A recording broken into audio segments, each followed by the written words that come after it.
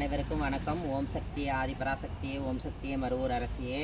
இப்போ என்ன உங்களுக்கு காட்ட போகிறேன்னா, நான் கருவமத்தை இந்த பார்த்தீங்களா, இது கருவமத்தை வந்து எதுக்குன்னா, வீட்டில் செல்வ செழிப்போடு இருக்குது. மகாலட்சுமி இல்லறத்துல குடிகொள்ளும். எந்த ஒரு துஷ்ட சக்திகளும் இல்லறத்துக்குள்ளே வராது. அதே மாதிரி வியாபார ஸ்தலங்களில் அந்த கந்திஷ்டி ஓமல் மற்ற சில அந்த இதெல்லாம் ஊமத்தை இந்த காயிலேருந்து பறிச்சுட்டு போய் அந்த கடையை சுற்றி போட்டாலும், அந்த கடையில் வீட்டு கடை வாசலில் விளக்கு போட்டாலோ அவ்வளோ விசேஷம்.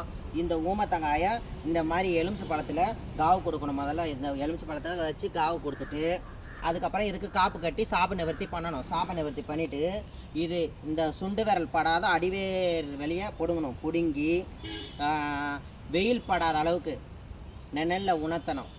ஒரு சூரிய கூடாரத்துலையோ இல்லைன்னா வீட்டு உள்ளேயோ போட்டு நீங்கள் உலர்த்தி இதை கருக வச்சு, வேறு இதெல்லாம் கருக வச்சு, வேரை வந்து தனியாக எடுத்துக்கணும். இதை மட்டுமே கருக வச்சு நீங்கள் மை தயார் பண்ணிங்கன்னா, பூணுக்கு அரகஜான் சில மூலிகை பசுமாட்டு நெய் போட்டு இதை மூலிகை பண்ணிங்கன்னா நெத்தியில் வச்சுட்டு போனாலே முகவசியமாகும். 4 பேர் பார்க்குறவங்க கூட மகாலட்சுமி மாதிரி இருக்கிறான்னு சொல்லுவாங்க. எந்த உங்களுக்கு ஒரு கெட்ட காரியமும் உங்களுக்கு நடக்காது.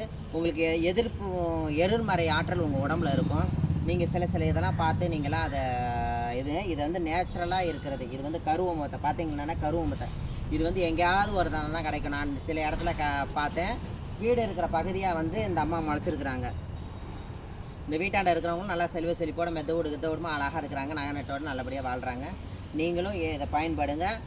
இந்த மை தேவை அப்படி என்றால் நீங்கள் வந்து என்னுடைய கான்டாக்ட் நம்பர் அதில் இருக்குது. நீங்கள் அதை கான்டாக்ட் பண்ணுங்கள். அனைவருக்கும் வணக்கம்.